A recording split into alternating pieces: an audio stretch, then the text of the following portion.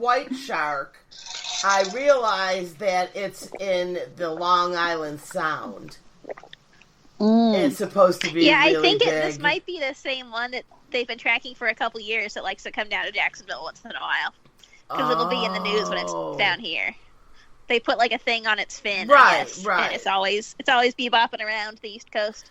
Right. So this particular one is making the news because it's really, really big, I guess. And I found on this website, it's like National Geographic's or something. It's one of those big ones. And if you go, you can track all the animals, water animals, or what, that they have tagged. And you can click on sharks, seals, whichever ones. And I clicked on the shark one, and there was like two little, the GPS live, and they were right near Jacksonville Beach, right over there. Yeah. I'm not surprised. This is also why I don't go in above, like, my knees, maybe my waist if I'm feeling wild. Yeah. I just can't. I mean, I used to surf, I used to kiteboard, all that stuff, like, in high school and college, and then I just decided it was much too risky, and I just don't do it anymore. So I wanted to, okay, is there shark attacks there? I mean, like, in general, like, just all over the world, like, they're pretty rare, like, in the grand scheme of things. I forget the exact statistic, but, like, the odds are very, very slim that you'll get bitten by a shark. But, I mean, they do happen. I think we had a shark bite here last summer, maybe. But pretty much any time, if you go, like, to one of these beachfront condos or hotels that are, like, high-rises anywhere on the coast of Florida, and just, like, look into the water on a clear day, like, you can just see sharks out there. Oh, my God. There was one time in high school, I was surfing with a friend. It was actually my best friend's boyfriend at the time, and he was a couple years older than us. And he and I had kind of, like, this weird, tense relationship where, like, not only was he a couple years older, but he was also, like, kind of mature for his age. And he almost treated me like his little sister. And I just felt like he would kind of, like, tell me what to do all the time. And anyway, so it was him and I out there surfing. And he just tells me, he's like, it's time to go in. And I was like, don't tell me what to do. I'm not finished. And like, it was like, I'm going to keep surfing. And he was like, all right, well, I didn't want to tell you because you'd, like, freak out and whatever, but there's a shark behind us. We need to go in. And I obviously, like, how far behind? Well, so I obviously, like, didn't, like, pause to evaluate the situation. I just wanted to get in onto the beach. So I was just swimming, but our, like, his girlfriend and our friends that were just hanging out on the beach watching said the shark was, like, one wave crest behind us, so, like, they would see, like, me, like, get pushed forward by a wave, and then the shark fin in the next wave, and, like, it was just sort of, like, behind us the whole time. And I kind of started, like, panicking as he suspected I would, like, halfway in, and he came over and, like, grabbed my surfboard and helped pull me in and stuff. So, and for the record, we're friends to this day, and we've since worked things out. But whoa. At the time, my punk-ass 15-year-old self was like, don't tell me what to do. Yeah. So, I'm not, I don't want to go in the water. But rip currents, I told you guys the other day that I had a quite the story about a rip current. I think it was probably 19 years old, and my best friend's younger brother, he was quite a bit younger than us. He might have been 11 or 12 at the time. He lived not near the beach, and he came to stay with her for the weekend. He wanted to go boogie boarding, so we went to Walmart and got boogie boards, and we had another friend with us. So we went to the beach, and we were swimming and playing, and we hear all this, like, kind of commotion behind us, and it's a mom and, like, 6 little girls between the ages of, like, 5 and 9, and they're all, like, screaming. They had been apparently caught in a rip current. Oh my gosh. So I give my boogie board to our friend who didn't buy one, and I said, I'll swim in with your brother and go tell the lifeguard. So I hand off my boogie board, and I start swimming, like, as fast as I can, because it's kind of an urgent situation towards the shore, and I've got her brother next to me. And I'm a good swimmer. I've grown up around the ocean my whole life. I can't remember not being able to swim. I learned as a really little kid, but I'm not necessarily a strong swimmer. You know what I mean? Like, yeah, I don't have a lot of gas. Like, I'm very confident in the water, but I can't do it for a really long time. You're like about 5 minutes. That's what I got. Yeah, if that. So anyway, so I'm like giving it all I got because I'm trying to get to the lifeguard as fast as possible. So I've been doing this for a minute or so, and I come up, I haven't moved. I'm like, oh. Yeah, that's so scary. Because I didn't realize that we had gotten sucked into the rip current too. And like at this point, because I'd really been going, I got nothing left almost. And if her little brother hadn't been there with his boogie board, this would have been a tougher situation. And he, even though he was only 12, and I was very tiny at the time, he probably weighed more than I did. He was a husky boy.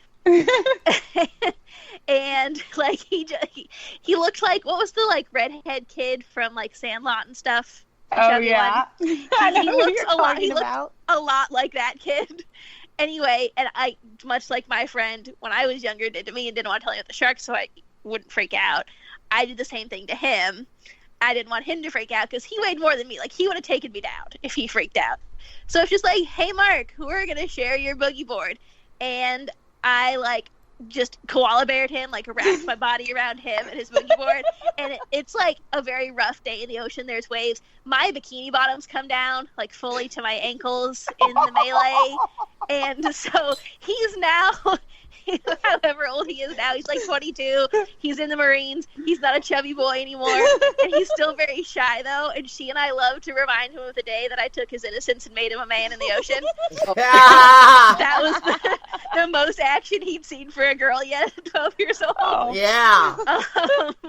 But yeah, it was really scary. Like, I luckily was able to collect myself enough, and you're supposed to swim sideways if you get caught in a rip current.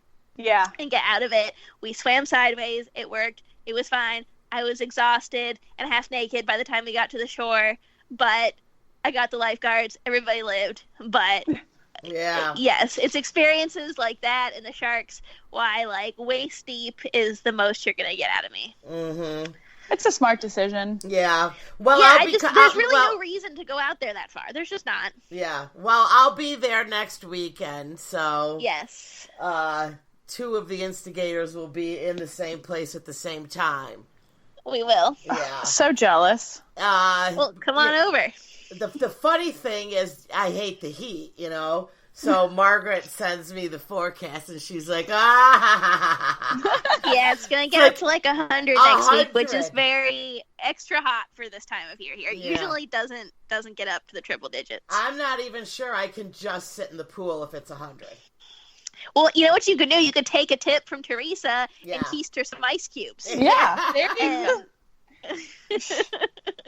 You could just stick some ice up there. You'll be fine, Cindy. Yeah. It really does cool you off. Yeah, 100. You know, I'm sensing we need to, like, come up with, like, a Shark Tank product to pitch. Like, ice cylinders meant for your orifices.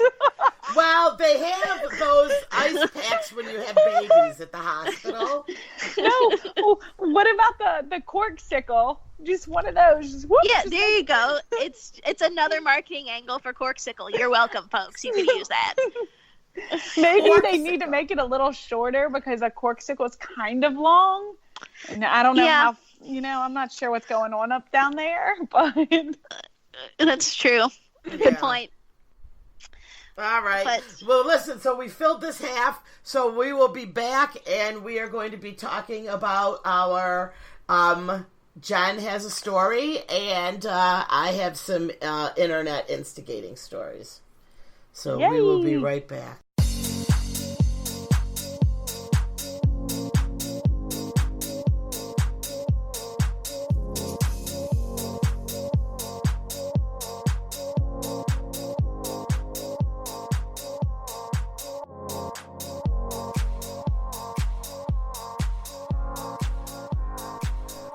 Hello and welcome back to Couple of Instigators. I'm here with Margaret, Jen, and Teresa. Hello. So we ended with Margaret's water horror story. But Teresa, you had a story about the cat, right? Yes, we talked about it a couple of weeks ago, or I know we as a group talked about it, but y'all told me to save the story for the podcast. Okay. So I had a cat. I acquired a used cat when I was in high school, or when I was in college. A pre-enjoyed. A pre-enjoyed, gently used cat. Gently used, pre-enjoyed, yeah. Her name was Snickers, and she didn't have a tail. No tail. No, she was born that way. She was born that way. She hopped when she tried to run. So she was gently used, about 12 to 15 years old. Oh, so she was high mileage. This was a high mileage cat. Yeah. High mileage. So before I got her, about like 10 months earlier, 12 months earlier, whatever, the cat that I grew up with passed away. And I had done lots of extended life care for this cat. She went into renal failure. In the kitchen, I gave her IVs. And I promised myself I would not do that with my gently used cat.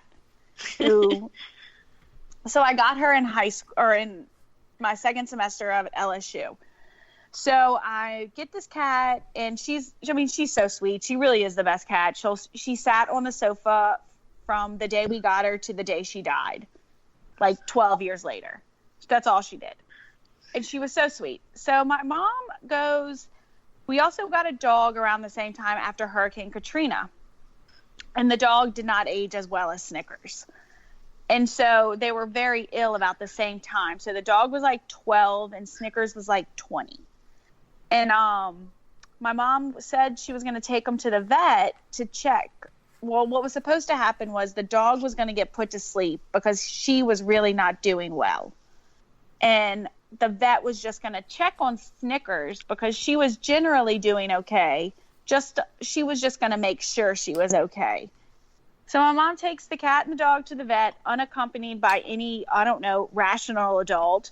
And I miss a couple phone calls on my phone. I'm not worried about it because, moms call all the time. I'll call you back later.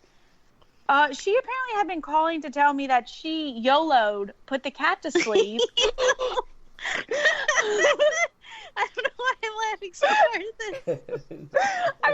She said that the vet said the cat was actually very sick, that, because she stopped really eating, but she was a high-maintenance cat. She only ate, 4 kernels of food to begin with, but she always insisted on having, fresh food. So my mom was like, she really hadn't been eating the dog which dogs can't eat cat food. It makes them sick. Oh, but, dogs don't know that because they're stupid Mine dogs. eats a ton of cat food. Oh, yeah. It's just going to shorten his life a little bit. No way. Well. So then Margaret's like, yay. No, go ahead. So this happens on a Tuesday, and I go to my parents' house every single Tuesday. So I go, and I'm like, where's Snickers? My mom tells me that she euthanized Snickers because the vet said she was sick. And then all of a sudden, I hear the little tinking of dog feet on the floor. And I'm like, excuse me? I said, how did Gilligan survive? I also love that the dog's name was Gilligan. She says, well, the vet, what had happened is I was calling your father to let him know that I was euthanizing the cat, and my dad was with one of his friends who also watched Gilligan when my parents go out of town.